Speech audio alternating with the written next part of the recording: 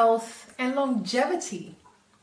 If you want to consume more plant-based foods, if you want to abstain from junk foods, if you want to consume fruits, vegetables, nuts, seeds, and herbs, and avoid dead flesh, artificial flavors and colorings, sweeteners, anything that is unreal basically, purchase this particular manual, The Easiest Way to Become a Vegan by Pharoah Ramesses El-Aton, who has been a vegan 40 plus years.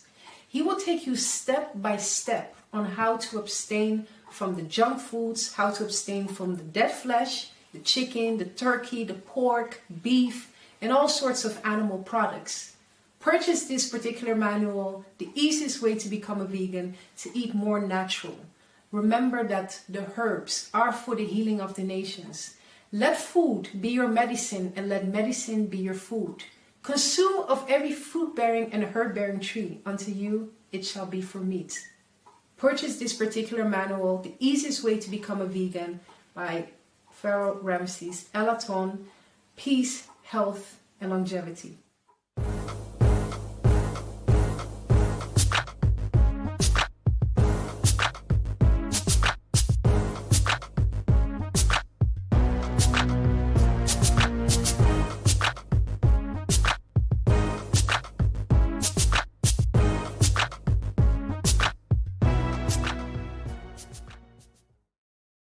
Positive energy all the time. Good to see you all. Make sure you like, share, subscribe. Hit the notification bell. Let's get it going. And if you're trying to eat better, get the manual, The Easiest Way to Become a Vegan. Once you get finished with it, pass it on to one of the relatives, okay? www.veganintel.com.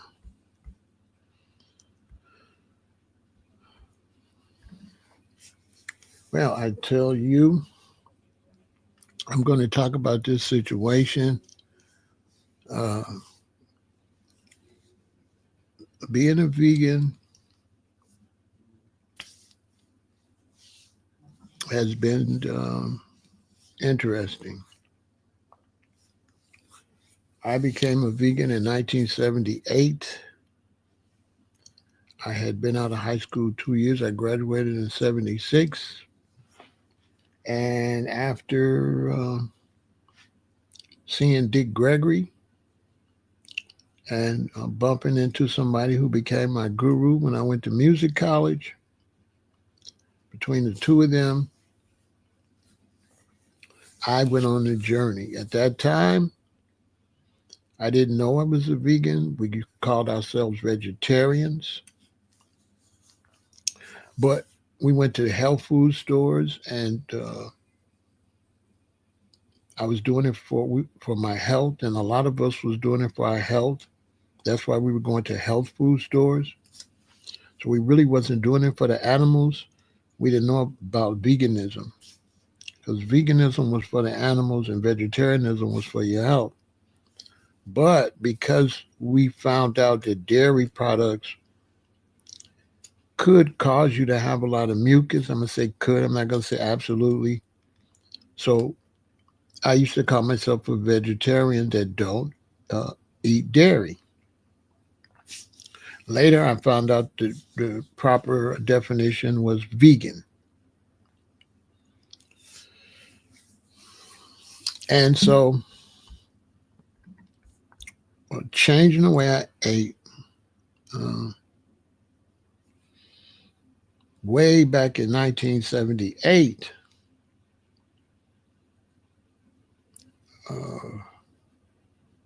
if you're trying to eat better now, you can imagine how many people don't understand now, right? So imagine 1978, people had no idea what we were doing. The beautiful and gorgeous April is here.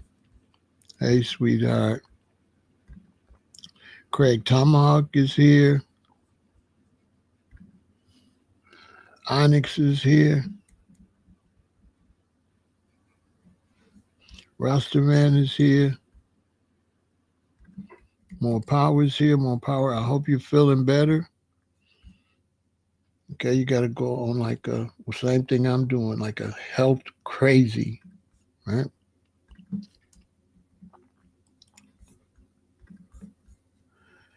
And so, you know, my parents from the South, from Alabama.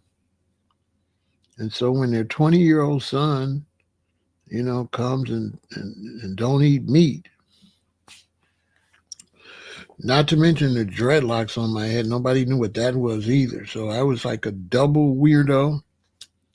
I don't eat meat, and what is that in your head? It's amazing now how both of those things are pretty much well known. People know what dreadlocks are, and people know what vegans and vegetarians are. But it was difficult because people didn't really understand.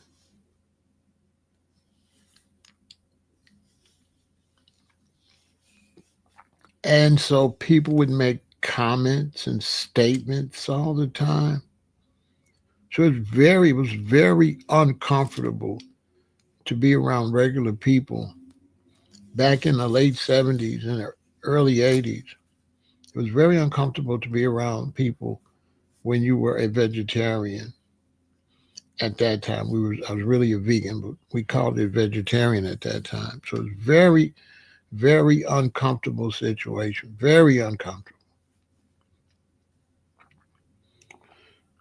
Uh, People became intimidated by it. And so you really couldn't go around regular people and just be yourself because somebody would always say something about your plate. Even sometimes when I'll be by my parents' house in the kitchen eating and somebody comes downstairs, they would make comments, you know. Oh, I see you eating your rabbit food. They don't really mean no harm, but they're doing harm.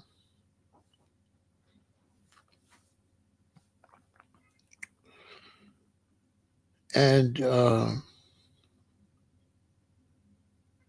that has barely changed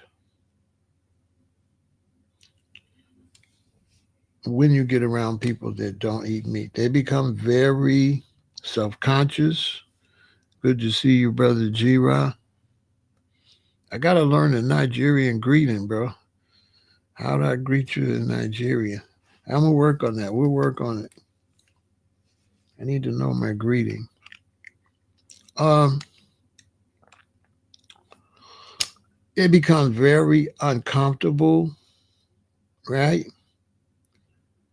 And at the time, I was getting into a Pan-African type consciousness. So I'm not doing holidays, right? So imagine I'm 20 years old. I'm not doing Christmas. I'm not doing Thanksgiving. I'm not doing St. Patrick. I'm not doing holidays. I'm not combing my hair. I got dreadlocks. And I'm not eating meat or eggs or dairy. So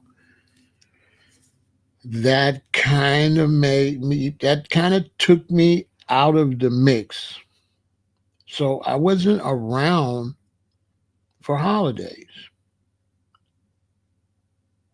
I was never around for holidays because I didn't celebrate the holidays. I felt that those holidays didn't reflect my culture.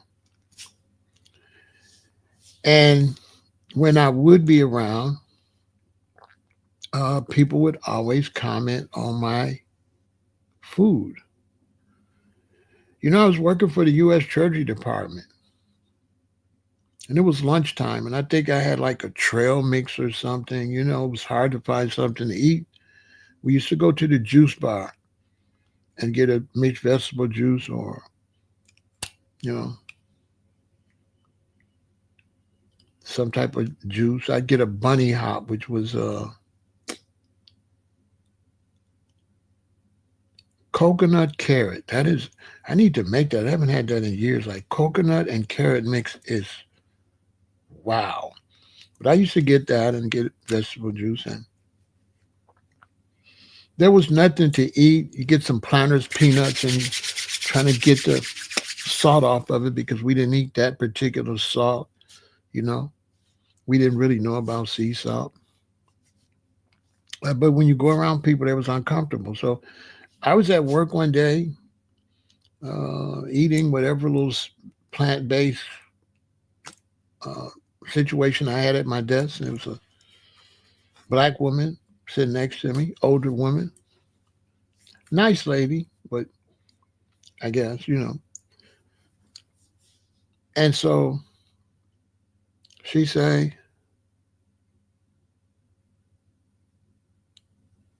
something like, "Is that all you're going to eat for lunch? You don't eat any meat, right?" I'm not saying anything. I'm just trying to enjoy my lunch. So I go. I don't know any better. I'm just becoming a vegetarian. And now I know better. But I made a mistake. I said, no, I don't eat any meat. So I'm not sure if she asked me why or what, because that was a long time ago. That was 47 years ago.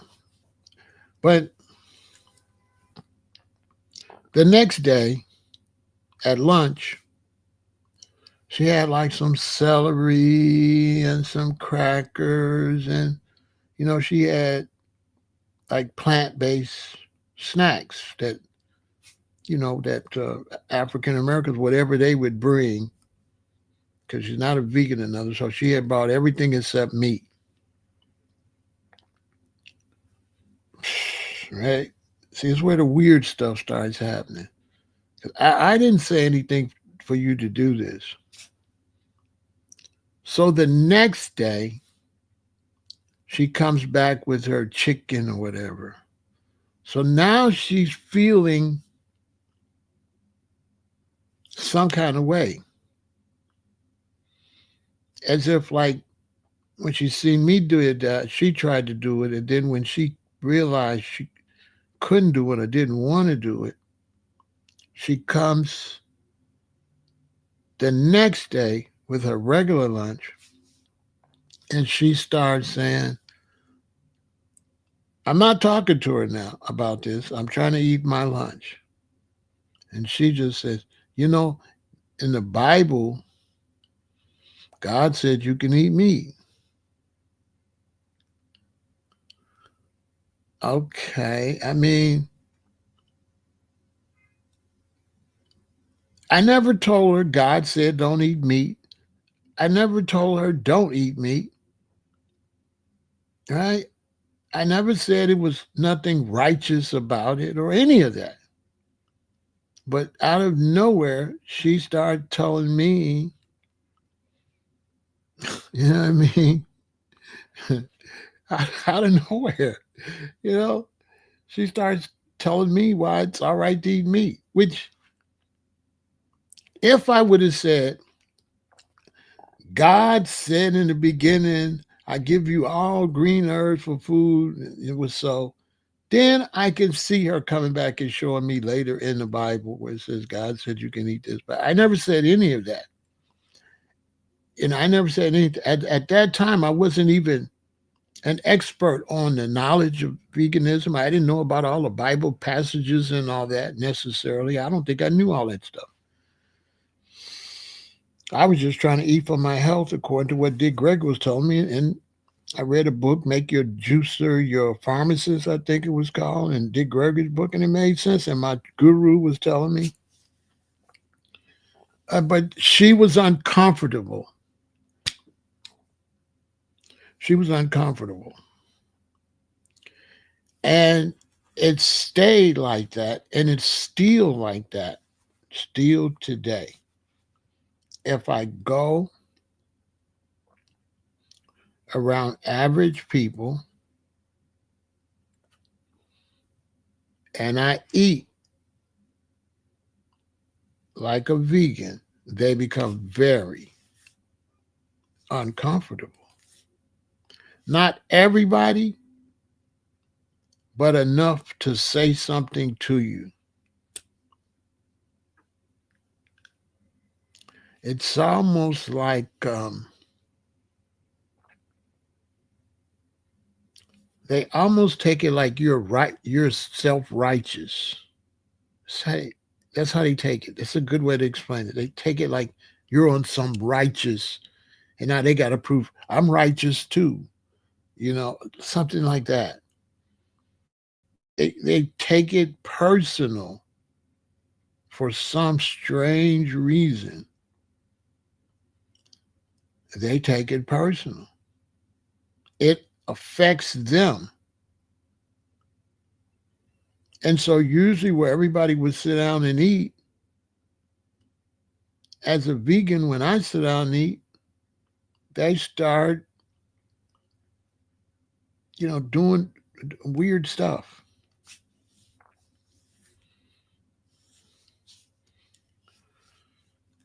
And so I don't go to any eating events or anything like that. When I do, if I go by, if I'm dating, I'm not, if I'm dating and I go with a queen and she goes over her relative's house or whatever, and we walk in and they say,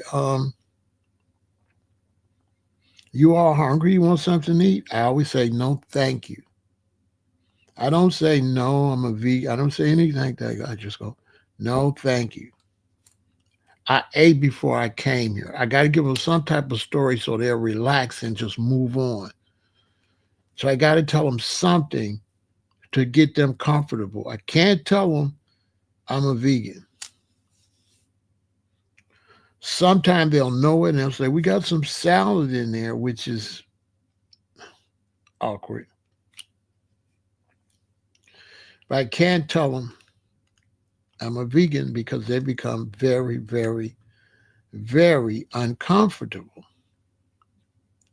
Now, recently, like last year, my mother's sister moved to Chicago. I got to tell you the backstory. My mother's sister moved to Chicago when we was kids. She got pregnant, had a boy. That's my cousin. We got a little older. I found out that my cousin's daddy was my best friend's daddy. Right? So my best friend was like my brother because me and my best friend, we went to school since we was four. As soon as we moved in the neighborhood, we was four. Both of our fathers worked for the bus company. So we was like brothers, like twins. We the exact same age, right? And then my cousin. And so he knew his brother before it was his brother. So in a weird way, all three of us is like brothers. But my best friend would never really reached out to his little brother. But eventually he did. And so now he did, my cousin wants me to go with them out to dinner. I think my cousin feels a little more comfortable with me there. Cool, right? So they want to go to dinner. I plan it. I say, okay, we'll go to the Cheesecake Factory because I always would go with my ex to the Cheesecake Factory because they would have like 8 vegan entrees, right? Plenty of food, right? Sometimes we would even get takeout if we're having a party or something at the house. So, fine. We go to the Cheesecake Factory. I order my food. They order their food. We're eating. We're talking. We're having a great time. We get ready to leave. They say, we got to do it again. I'm cool. About a month or so go by. They say, hey, you ready to do it again? I say, yeah. They say, where you want to go? I said, well, let's go to Benihana. Same thing. I should just go to Benihana because I know I can eat and I know they can eat. Right?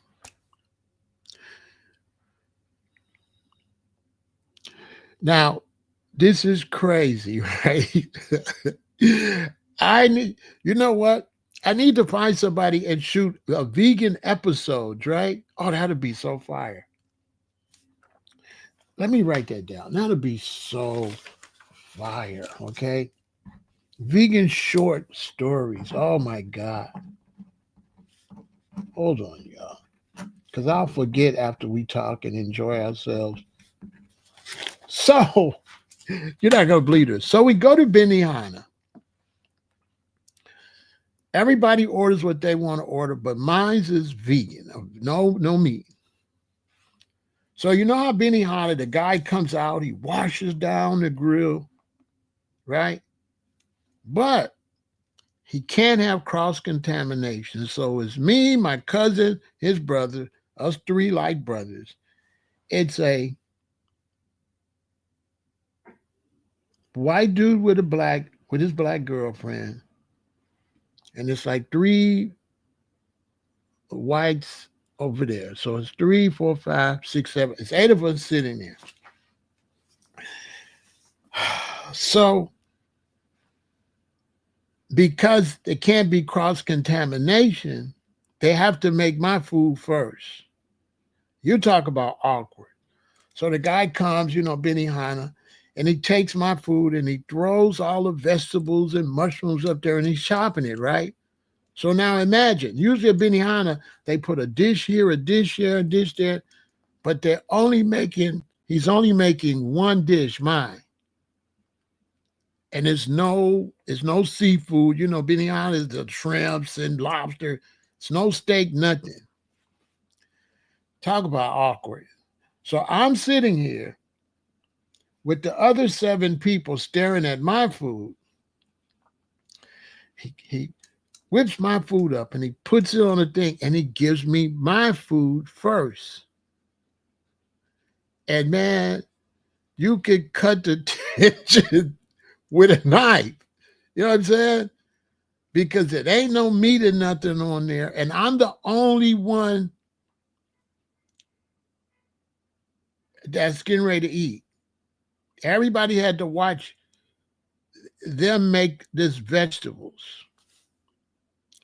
Wow. So when they give me my food, I'm ready to start eating. And my best friend, he wants to taste the tofu, which kind of made me uncomfortable. You know what I mean? I don't know. What y'all think? I shouldn't have been. It was just something weird about it. He was like, let me try. And I was like, it was just weird. It was weird. It wasn't like I just hated it. It just seemed strange. You know? Cool. So everybody get their food. We eating, we chilling. Boom. All the food's gone. We have a great time.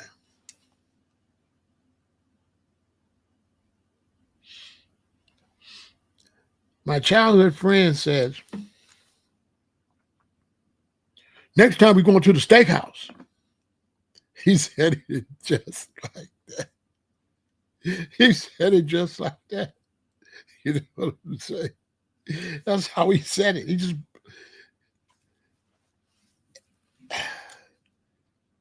We just sitting there, we finish eating, and he says, next time we're going to the steakhouse. So I'm uncomfortable because there's not going to be anything for me to eat at the steakhouse. I know this already. There's going to be nothing there. There's very few restaurants we can eat at. And if they do make us something, it's going to be cross-contaminated and all that. So I felt awkward. So I said, yeah, I guess I could find something to eat there. I didn't know what else to say. I said, yeah, I guess I could find something to eat there. This is this type of stuff you got to go through when you're vegan. Now, I didn't like that because I didn't take them to no vegan restaurant. I didn't take them to a vegan restaurant. I took them to where we all could eat. But this man tried to take me somewhere where only him and my cousin could get a good meal. You know what I'm saying? So time goes by. They call me and say, okay, we get ready to go. I was like, okay, all right, I'll meet you there. But I wasn't going. I didn't show up. I didn't show up because I tried to figure it out and I went and looked at their menu. And I mean, it was absolutely nothing I could eat. Nothing. They had nothing that I could eat. So I didn't go. And then I kind of got a little angry about it. I didn't like it at first, but when the time come to go, it really bothered me because I thought, how selfish can you be? You know, so I didn't go. And I didn't say anything. I didn't say anything about it. Now, my cousin is like my brother because my mother's sister had him and he lived with me and my sister. So he's like my little brother. I wasn't going to say anything, but my cousin brought it up. He said, so we need to go out for dinner again. And because he's like my best friend is like a brother to me, but we've been separated since like college age. You know what I'm saying? No, I wasn't going to speak up. No, because it's up to them to have the courtesy. I'm not going to make you courteous. Okay, I'm not. I'm not going to do that. I'm just not going to show up because you got to understand. It wasn't just the fact that he said, well, you know, how about we go to the steakhouse? I would have spoke up. But to be sitting there and he say, next time we're going to the steakhouse. You understand what I'm saying, David? Now, how that sound to you? You see what I'm saying? It wasn't like suggestive, like, so where we going to go next time? You want to go to the steakhouse? I'd be like, no, the steakhouse, I ain't going to be able to get nothing to eat. I would have said that. But to be sitting there, chilling, and he says, next time we're going to the steakhouse. I mean, it was awkward. So I just said, yeah, I guess I could get something because sometimes I can get something to eat. So I thought it was crazy, but I didn't totally blow the dinner off because a lot of places will accommodate you. He might have knew that they got vegan items. It wasn't until like time went by. Right, he was upset, but why would he be upset when he had steak and shrimp and lobster? We had Benihana. They had whatever they like to eat. So what's the problem?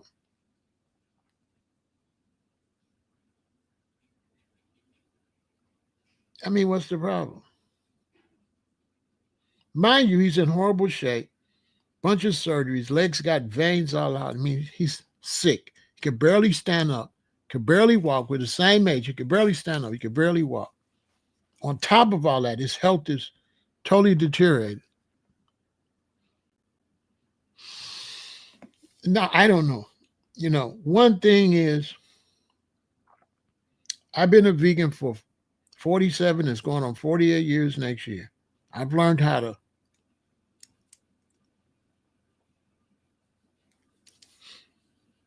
you'll learn. I learned how to keep my peace. Boom.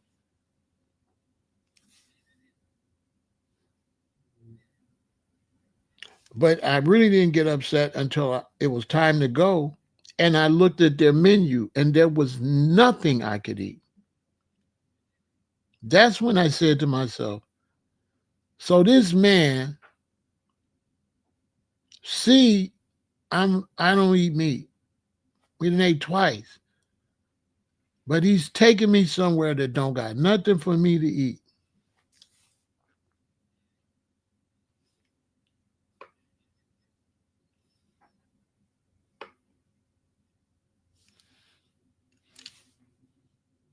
I'm just giving you an example to just show you people are uncomfortable. They're uncomfortable. He was uncomfortable with me just minding my business, eating, even though there's 7 more people eating whatever they want to eat. I'm just one person, but he was uncomfortable and ended up being rude and inconsiderate.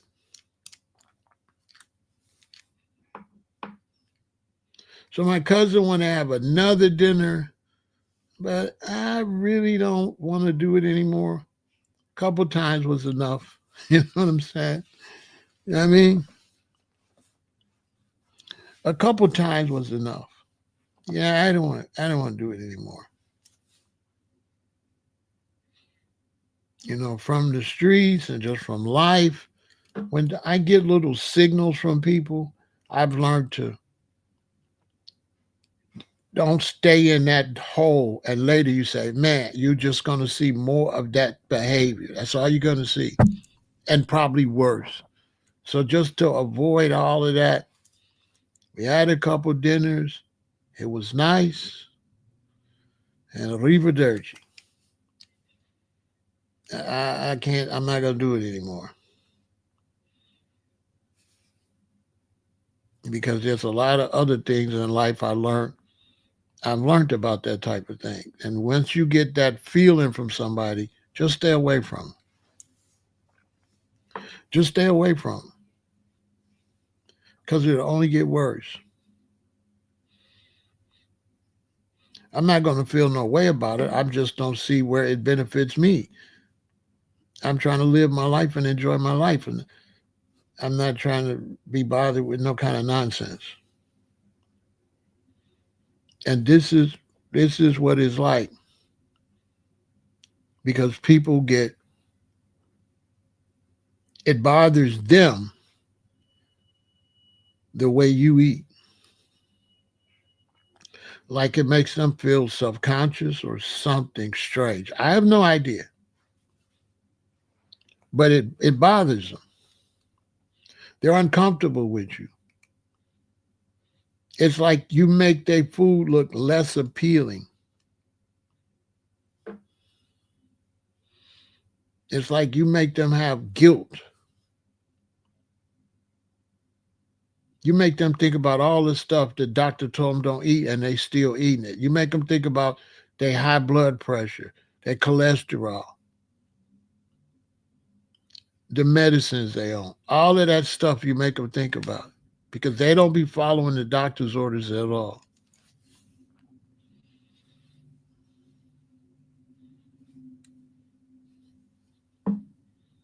And you just make, when you go to dinner parties, you make everybody uncomfortable. And you do not have a good time because everybody's all in your plate. They don't know no better. They don't know it's rude because nobody's in anybody else's plate, but everybody's paying attention to your plate. It's the weirdest thing ever. You'd like to just sit down and eat. You don't want to have no conversation about your plate. Imagine I go out with you, you sit down to eat, and I look in your plate and say, oh man, what's that? That's chicken and pork. You see what I'm saying? You eat pork. And you just try to enjoy your dinner. And here I am analyzing your dinner. You know what I'm saying? And then making me uncomfortable. Yeah, you're just making me uncomfortable.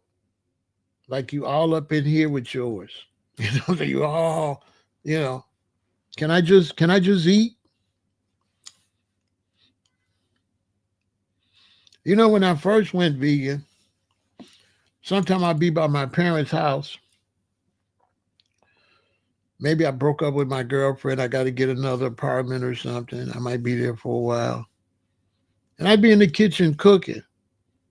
They come downstairs. Oh, I see you got your rabbit food. You know? And this was way back 79, 80. So I started coming downstairs saying, oh, I see y'all eating y'all aborted chicken and your dead pig. And they're like, oh, Michael, don't do that. Why would, you know? Because when they talk about my food, I don't lose my appetite. But if I point out all them bones and everything, I make you lose your appetite. So then one time I did it, they said, oh, I said, okay, well, don't say nothing when I'm eating. Don't say nothing when I'm eating. You see how it feel? You see how it feel? When I come down there and say, oh, I see you eating your aborted chickens when you eating eggs and I call it an abortion, you don't like it. All right then. So they called a truce, you know. My parents stopped doing it because I would do it right back so they could get a taste of it. And so I've learned when I go somewhere and they offer me something to eat, I say, no, thank you. I ate before I got here in order to avoid that.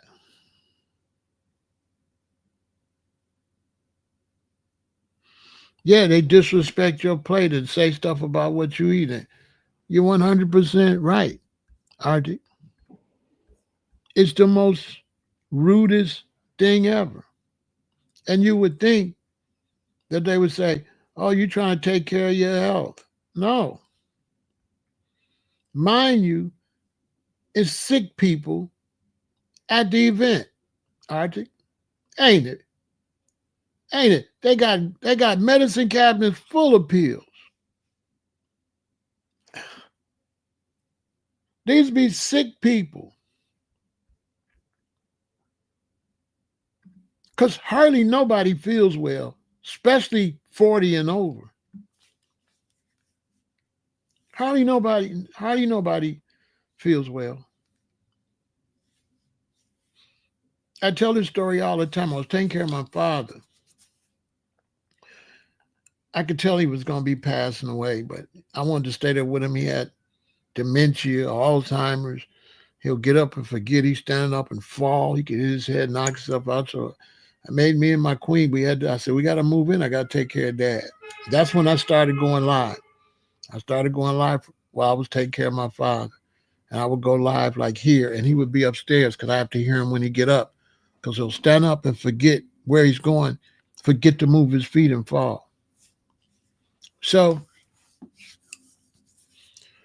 I'm looking at him. My mother had already passed away from cancer of the uterus. So I say to him, I say, Dad, you think if you and Mom would have changed the way you was eating back when I changed, you think y'all would have did better? And my father say, boy, you're going to be just like me. That's what he said. Now, I'm very analytical. My father was in his 80s, like 83, 85, something like that. So when he said it, I didn't just respond. I thought about it. I said, he said, I'm going to be just like him. Now, I was in my 50s. He said, boy, you're going to be just like me. When I thought about it, I said, Dad, you've been on high blood pressure medicine since you was in your 40s. I'm in my mid 50s. I'm already doing better than you. He said, you right. My father was cool. He said, you right. He said, you right. He said, you right. I know I'm right. Dad, sit back, be quiet. Here's your food. What I would do when I was taking care of him, when I moved in, I went in the refrigerator, I pour all the Hawaiian punch out. I threw the pork out. I threw the beef out. And all I would feed him is chicken and fish. And there was a restaurant up on Halster Street that had old school food. And my daddy from Alabama. And he's got dementia and all that. So I tried to, you know, I know what he liked. So I would go up there and get sweet potatoes, collard greens, or mustard greens, and cornbread. I would get him that. And boy, oh boy. And I'd give him some chicken on there. And I bought him like all natural juice.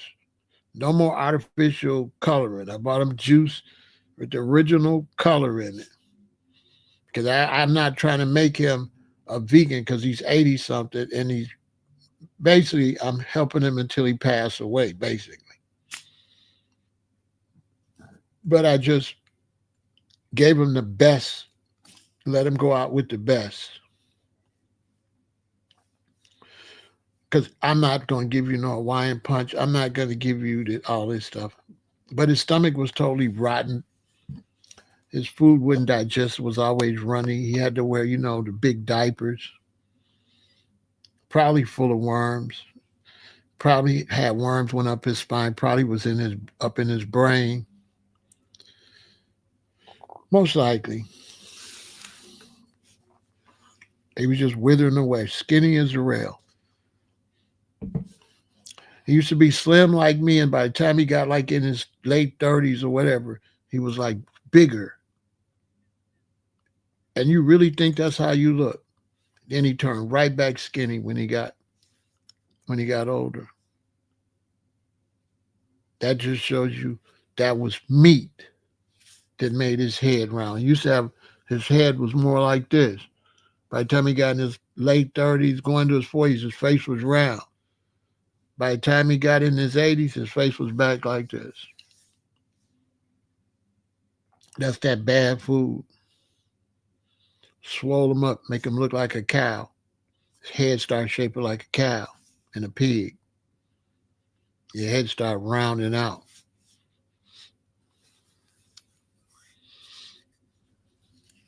And so vegans go to dinner parties, people get very uncomfortable. Now, some vegans do it. They go to the barbecue and they bring their own stuff and they barbecue and they just get right in the party. That's cool. I think for a lot of younger people, I think it's more easier because more people know about it. More people have tried it. More people are vegan. So I think in people in their 20s and 30s, it might be a little bit easier because it's not so strange now.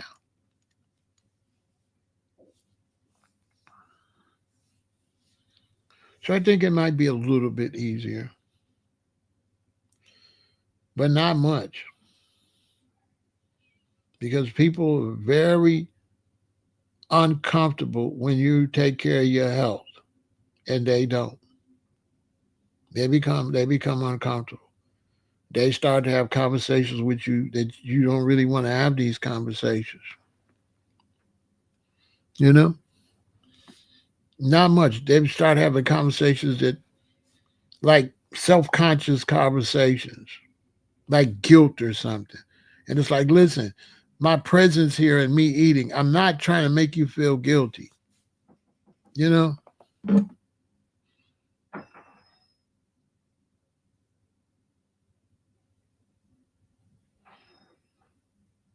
They're acting like you won't tell them to be vegan. You just doing you. Yeah, Tanya, it's very strange, sweetheart. It's very strange, Tanya. Very. It's very strange. It's very unusual, and it's very, very strange. And I can understand they want to have dialogue, but at a dinner or at a gathering is really not the place. Maybe if I'm just over there, just me and you, and I'm visiting, yeah. But at some type of event, that's not really the place to have this conversation.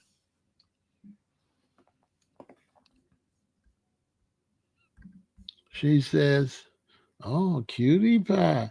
She says, "Funny thing is, they call their self having food for you, but they got all these seeded oil dresses. You know, hey, told you, I know you. She really won. You really that because they'll say we got some salad in there. They don't know how to prepare the food for you. They don't have a clue. They don't know. You know, I know you're a real one because you have to live it to know that. It's crazy. They say, we got some salad in there. You look at that salad, boy, you shake your head. You ever see that salad? That salad be like they just threw that together, right? They don't care nothing about that salad. They're like, we got some salad. It's like, oh boy. It's the craziest thing. It's really crazy. And that's just not the place for it. You know. It's they become very uncomfortable. I don't know what that's about, but they definitely become very, very, very uncomfortable. Very. It's the strangest thing.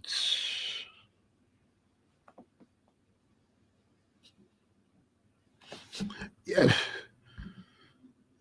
it'd be looking crazy when you're a vegan, don't it? You look at that salad because we be doing romaine. We be our salads be different. They don't know how to make no salad like that. It'd be crazy. And then it's like everybody don't feel good, so it's just like being in the twilight zone because they don't feel well.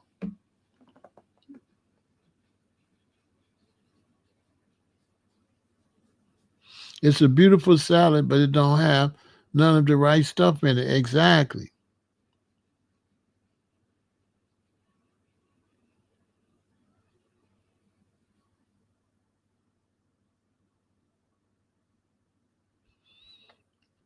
It is very hard to connect with friends and family, Artie, because you're not eating what they're eating, and it's just an entire awkward moment.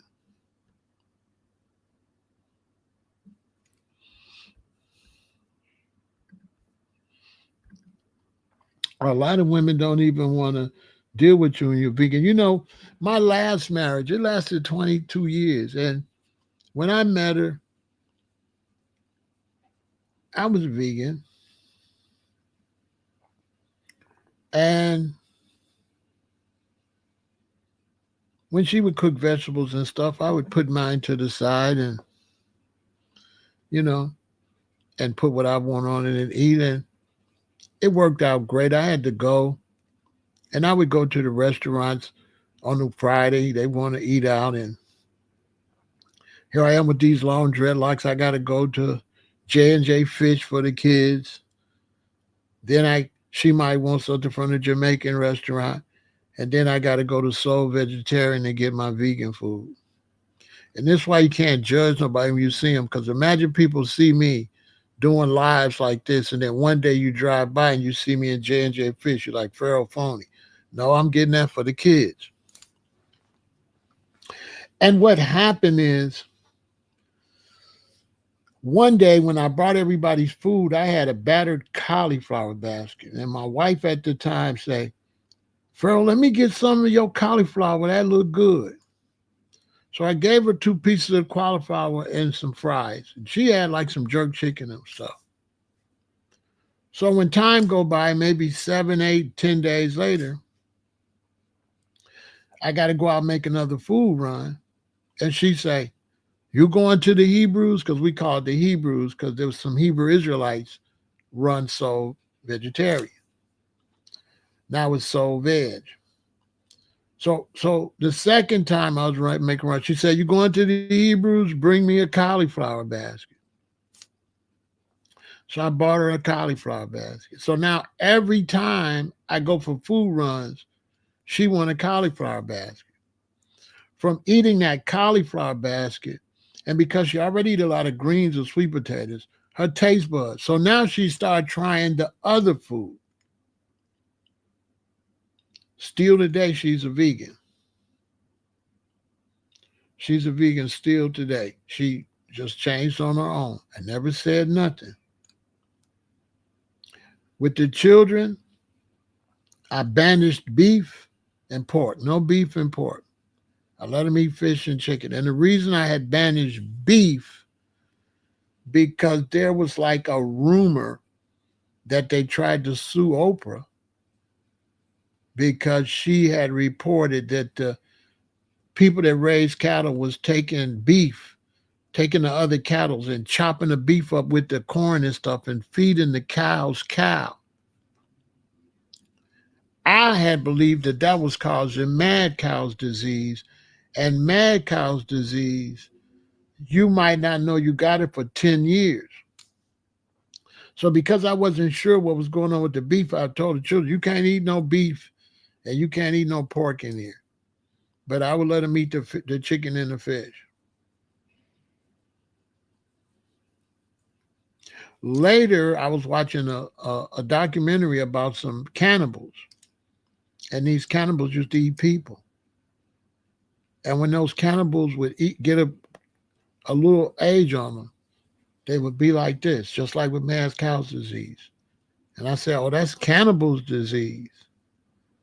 So once I realized that's cannibal disease and they had the shakes, I think that was like out in Papua New Guinea.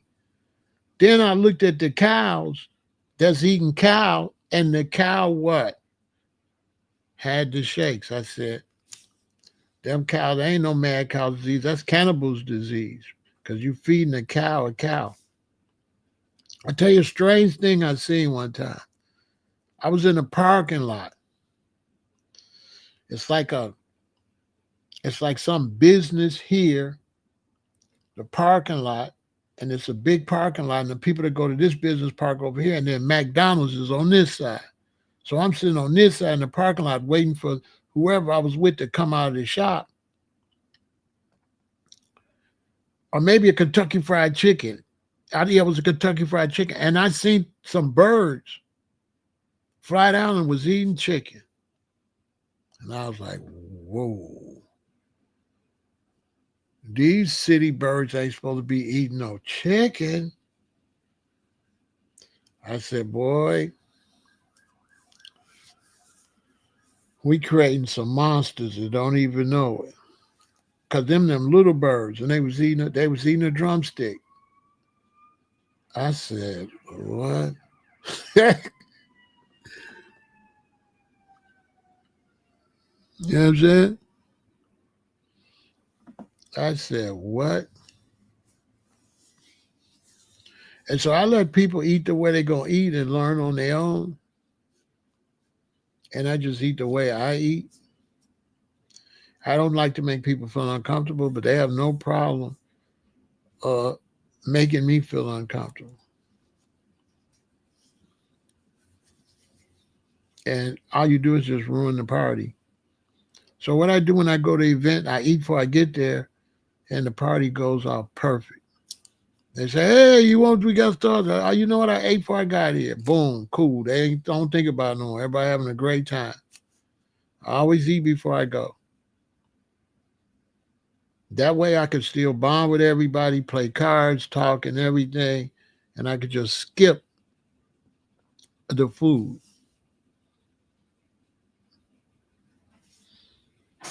The families I be around haven't got to the point where I could bring them food because everybody hasn't converted yet. We got a long way to go.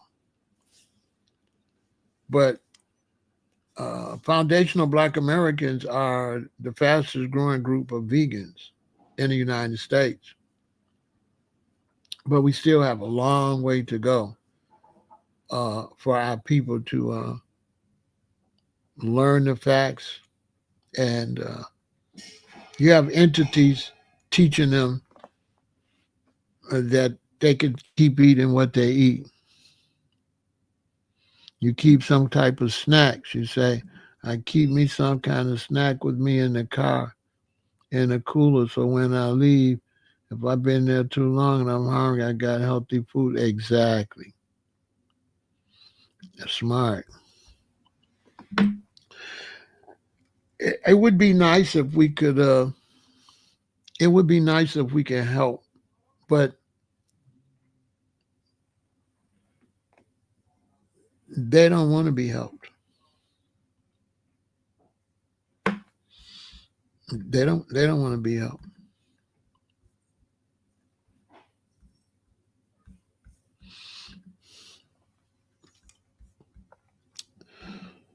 Once you learn that, they do not want you to say anything.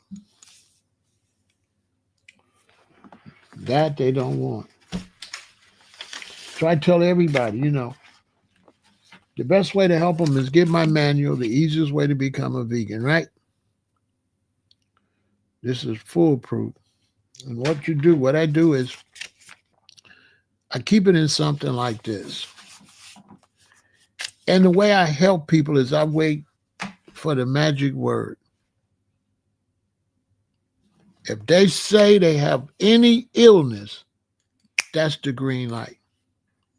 So if auntie there, or uncle there, or cousin there, and they say, I had to go to the doctor, this and that, I'll wait till the event's over. I'll be like, look, Unc, I'll have this sealed. And I'll say, like, look, Unc, here, take this home and check it out. He'd be like, what is it? I'll just check it out when you get home. Because if I tell him what it is, he's going to automatically put up resistance.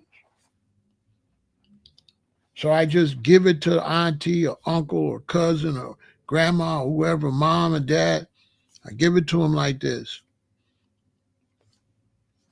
So now I got a chance. They go home, open it, the easiest way to become a vegan. I ain't trying to be no vegan. Boy, give me this, right? And then I might get them to read it and say, that makes a lot of sense, right? If not, it's up in their house and they'll lay it down and somebody else, a nephew, a niece, an auntie, or uncle might pick it up. What is this? So that's how I do it. I try not to say nothing. You work in emergency medicine and we always have to ask people the last thing they ate before having a health episode. And it's never cucumber mango. It's some American style junk. But it allows me to have better dialogue with Black people about their health in a non-judgmental way. That's you doing God's work. That's excellent. That's excellent. That you helping a lot of people. You're in a position, Arctic, to help a lot of people because you can catch some of them when they really want to live and can help stir them in the right direction. So that's a blessing they got you working in there. They don't know how blessed they are. Because I've been in doctor's office, right? When I first got back to Chicago and I had to go to rehab and all that. And I've seen Dr. Pedro tell him out. I seen him tell one Black man, Mr. Johnson, you can't keep eating that. Miss Johnson, could you tell him? She said, I tried to tell him, but he hard-headed. And Dr. Pedro could not get this man from eating this stuff that was driving up his blood pressure and making him sick, the man was still eating it anyway. The man was still eating it because it's hard to comprehend. I got fortunate and seen Dick Gregory when I was like 19, and it just made sense some kind of way. Then somebody I went to music school with, I bumped back into him. He had already showed me he was a vegetarian in music school. I was already interested, and the journey began. But it's just, you know, my children, not vegan. I tell them all the time, the older ones too, how do you grow up with your dad eating like this and you eating what you eating? It just does not register. And social, they got to socialize.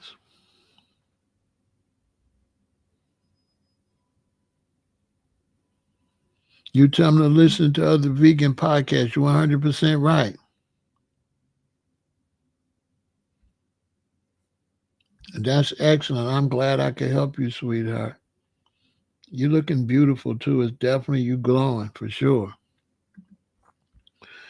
It's something hard to catch on.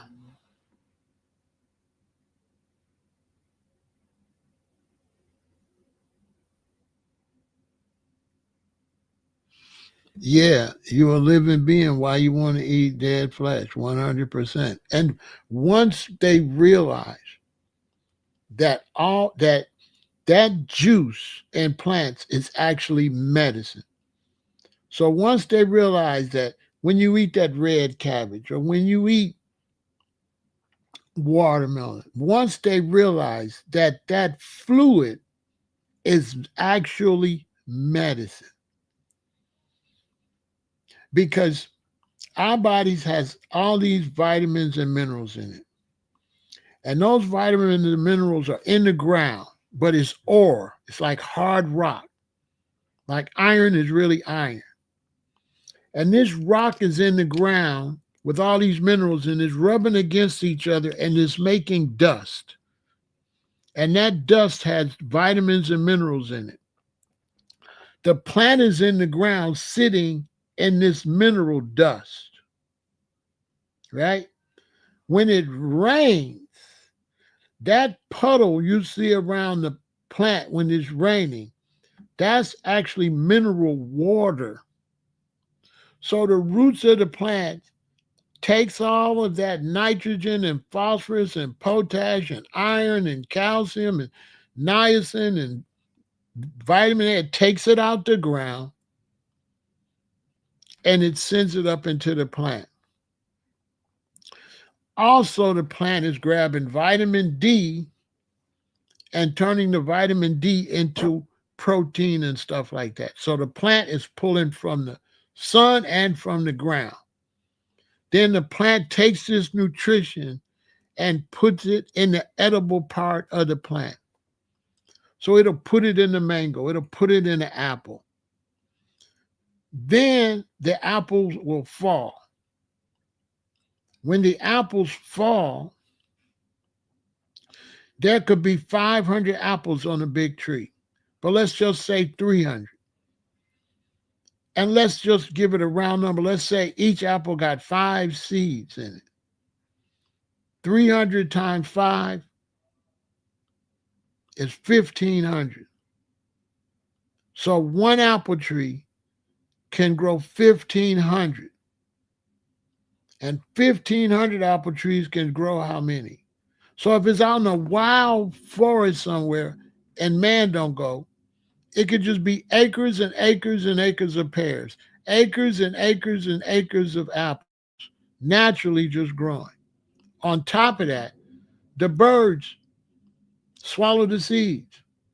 The birds migrate, fly to another country, another state, poop it out. So now the apples growing there. The birds take the seeds all over the world. Because I lived in Hawaii in the mountains, and them birds would eat them guavas, and them guava seeds was little, and them birds might fly to Tahiti or anywhere, and guavas be everywhere. But these plants is pulling all of the nutrients and vitamins right out of the ground. Now I'll tell you something else interesting. Some experts say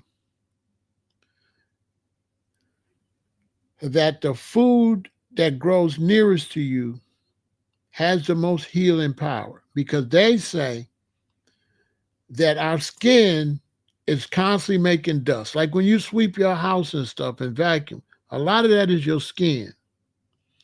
And some experts say that our skin is all in the air. And they're saying that our skin, when it lands on the ground, the plants analyze our skin to detect what's wrong with us. And then the plant make the medicine based off of the skin samples in the soil in that area. This is what a lot of high-level scientists are beginning to say. This is a theory they're saying. That the plants is taking our skin that's in the air, it's analyzing, it's making the exact food to heal what we all got. So like I'm in Chicago in the Midwest, so food at the farmer's market in Indiana and all around here is making the exact medicine based on the skin from people in the Midwest. This is what a lot of high-level scientists are beginning to say. And so once people realize the power of plants and how many plants you could grow, there would be no starvation if we were plant-based. You cannot raise as many cows as you can grow apples, bananas, plums, fruit. It's impossible. It's impossible. And one cow is eating how much corn and stuff. It was crazy when I lived in Hawaii. The Hawaiians would come with a big old giant pickup truck. And they would get all this breadfruit, avocados, mangoes, a big dump truck full of it in the back, piled up with fruit and stuff. And they would take that and give that to like just 8 pigs or just 5 pigs. And I'm like, bro, you just took enough food to feed 50 to 100 people. And you're only feeding 5 pigs that cannot feed 50 or 100 people. They're taking the food that they could be eating and putting it in a pig and getting less food back. You can't make this stuff up. And then the mosquitoes start biting the pigs, and the mosquitoes had hepatitis, and the pigs started having hepatitis.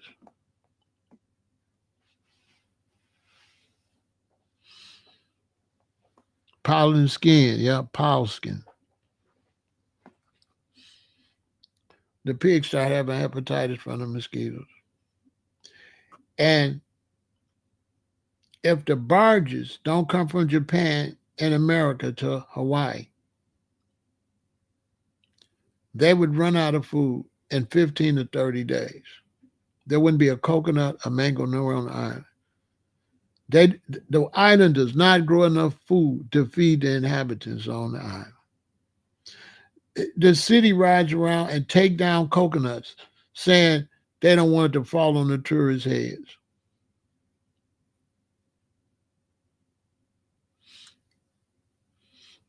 I went to Arizona and they had all these palm trees. And I'm like, why these ain't coconut trees? I don't know when we're going to wake up. But I can tell you this, don't get off your mission. Eat right. Take care of yourself. You have to put food that's liquidy into your body. You can't be putting a bunch of dry stuff in your colon. Okay? Don't let nobody lie to you. You cannot put that stuff in your colon. Because when you put that stuff in your colon, you're going to start making sores in your colon because your body's not going to pass it. It's too dry. And those sores get bigger and bigger and bigger.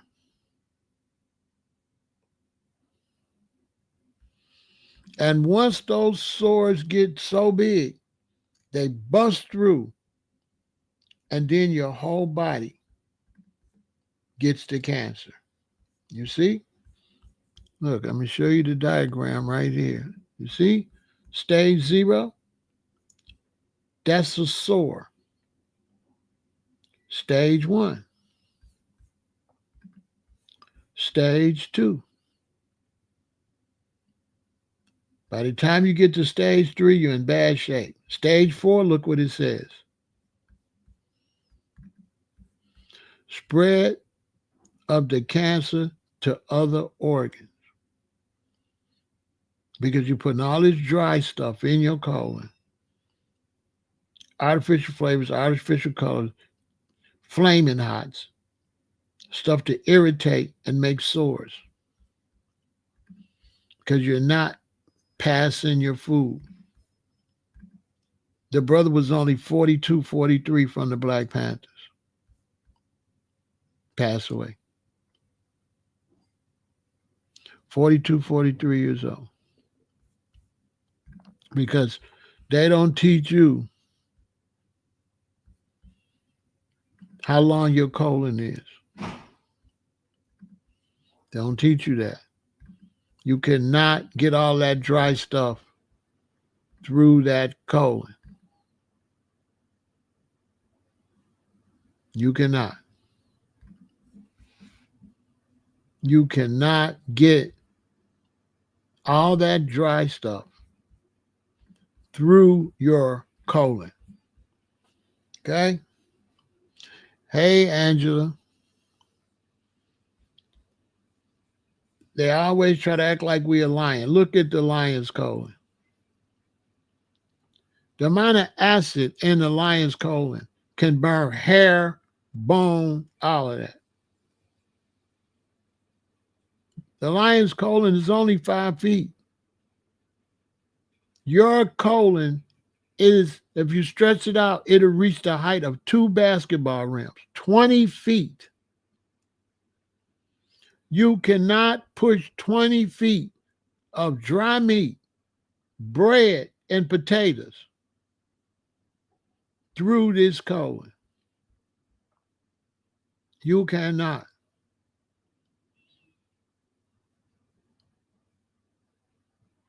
So when people tell me all the time, I say, well, my granddaddy ate meat. Let me tell you something. What was the portions?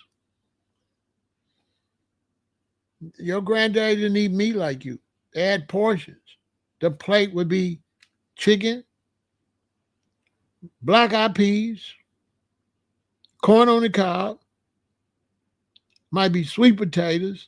It's gonna be 4 to 5 vegetables on there with it. So they was able to pass. And your ancestors drank prune juice and ate prunes. Facts. My grandmother, they ate prunes. They drank prune juice to clean their stomach out. But they ate, when I was growing up as a kid, the portions was a lot of vegetables. My mama get me and my sister a wing and a drumstick. That's it. There's some corn on the cob, maybe some sweet potatoes, some string beans like that. And when my mama give me a plate and I pick up the chicken, she said, put that meat down and eat your food. Why she wouldn't call it meat food? She said, put that meat down and eat your food. They use a lot of castor oil. My mother would say, put that meat down and eat your food. And one reason that I'm really the person you should be listening to, because guess what generation brought in the colon cancer? This is a fact. My generation brought in the diabetes and the colon cancer. This is an absolute fact. I was born in 1958. My generation changed the way you eat. This is a fact. When I was little, McDonald's did not have no Big Mac and Burger King didn't have a Whopper. All they had was burgers. By the time I got in like fourth or fifth grade, that's when they started having all these Big Macs and all this stuff, Jack in the Box and stuff like that. So just think, I'm a little boy. I come home, my mama's making Alabama food. Next thing you know, I'm 16, I'm driving around. Am I eating Alabama food? No, I don't want that. I want a pizza. I want Jack in the Box. I want Italian beef. I want Italian sausage. I want White Castles. I don't want no vegetables. I wouldn't even eat the coleslaw. Throw that out the window. I want chicken, fries, and a soda. I want a burger, fries, a shake, or a soda. I want pizza.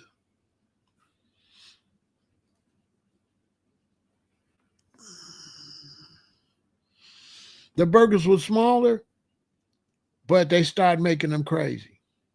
That's when they started making them crazy. Right? They went like this, Tanya. You had a regular burger. The big burger you had to get from McDonald's was a double cheeseburger or double hamburger. Then they came out with the Big Mac. Then Burger King came out with the Whopper, made it this way. Then Jack in the Box came out with the Jumbo Jack. It was like that. By the time I went vegan, Wendy's had a triple. Hey, I'm trying to go vegan, right? I work for the Treasury Department. So I ain't had no meat. And Wendy's had just opened up. So one day at work, I went crazy. And I went to Wendy's. But this is the last meat I ate. I went to Wendy's and I got a triple because Wendy's had just came out in Chicago. This is like 80, 81. I got a triple. I hadn't ate no meat in like months. And I bit into it. I was eating. I bit it again. And I couldn't eat it. And that was when I went plant-based, but the food got worse and worse and worse. It got worse and worse and worse and worse and worse.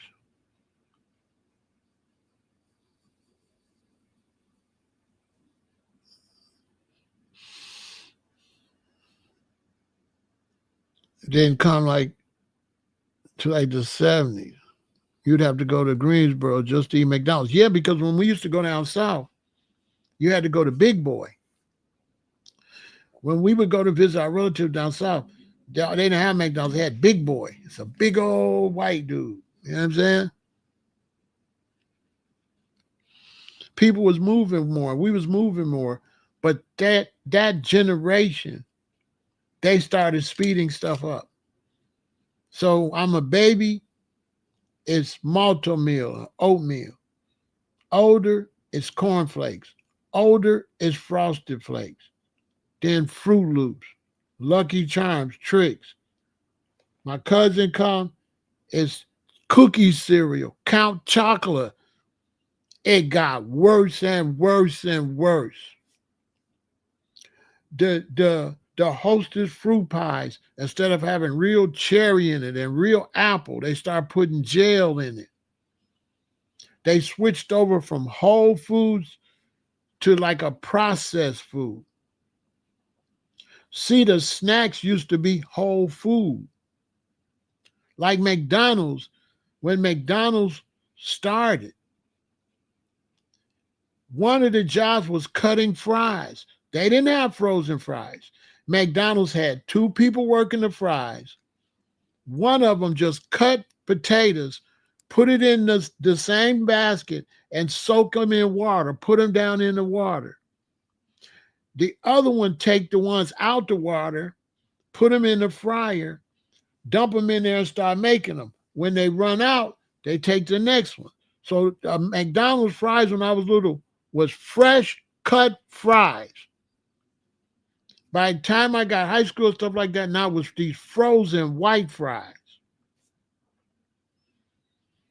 So even the fast food was whole food fast food. But guess why the food went bad? Because of my generation. Because what? You had the baby boomers. And they couldn't make it fast enough because it was too many children. So they had to start making the food faster.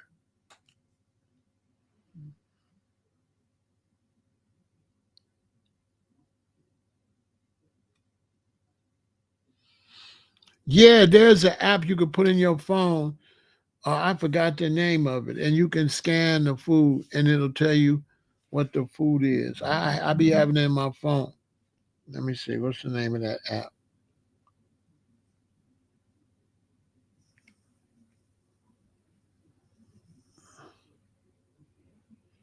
It works too.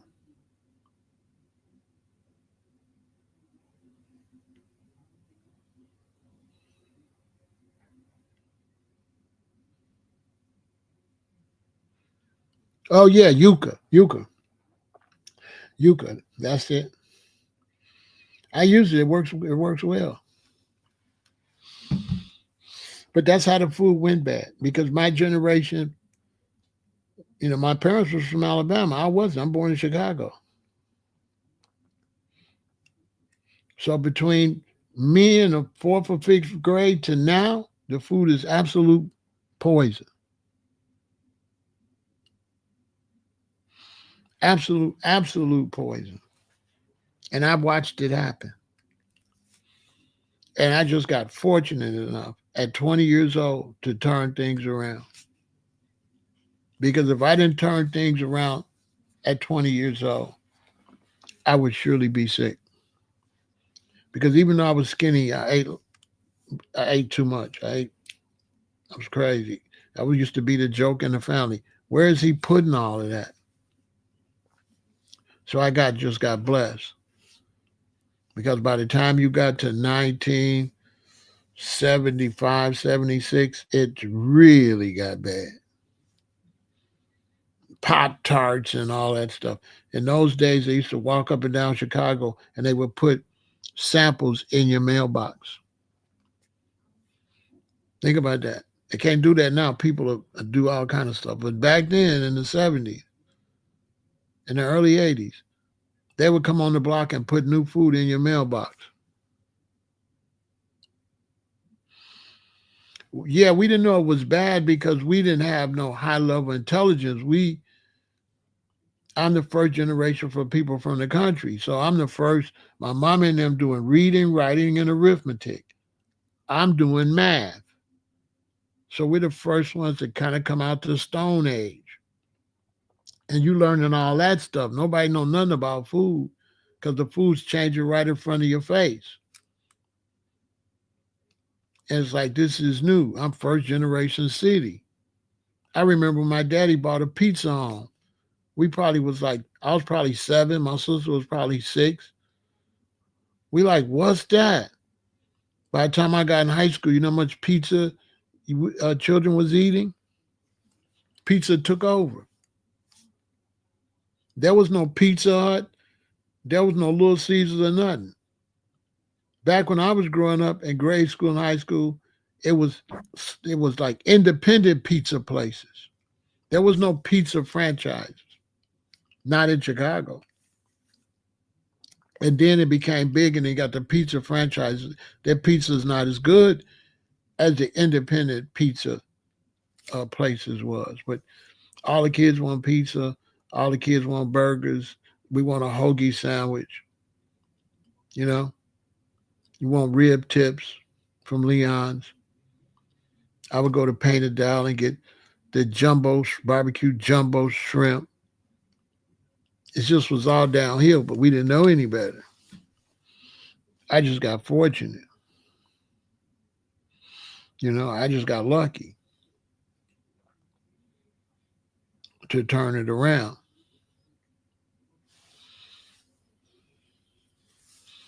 That's it. I got fortunate. I got lucky. Now I'm trying to help other people because this is all downhill. We're gonna have sickness like never before.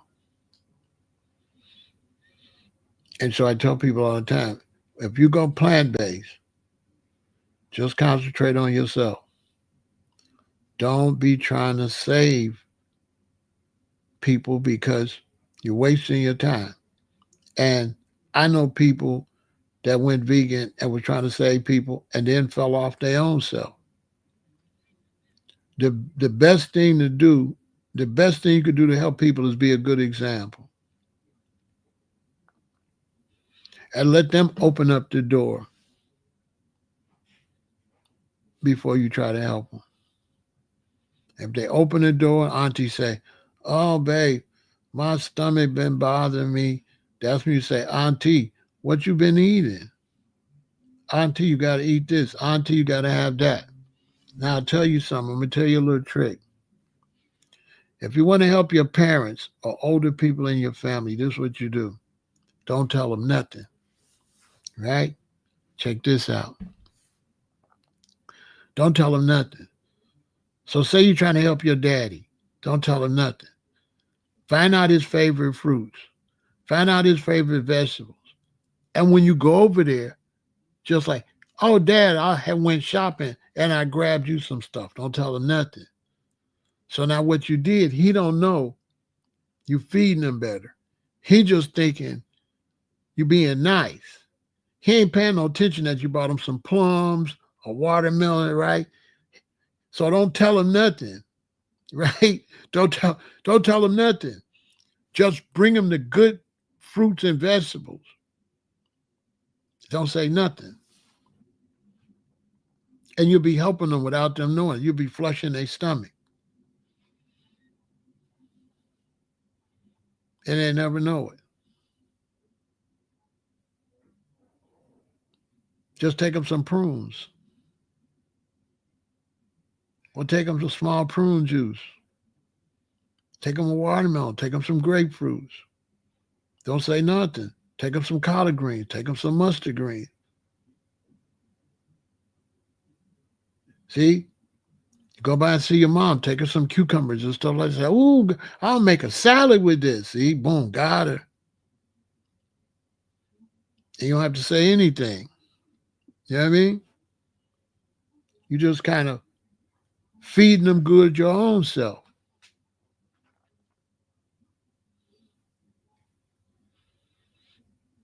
That's what you do if you want to help your relative, your sister, your brother. When you go visit them, just take some stuff. "Oh, I went shopping. I bought you some stuff too." Don't say nothing.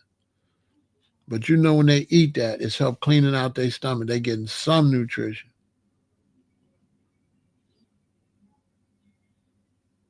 Because when I was growing up, we had a fruit bowl and it stayed fruit in there.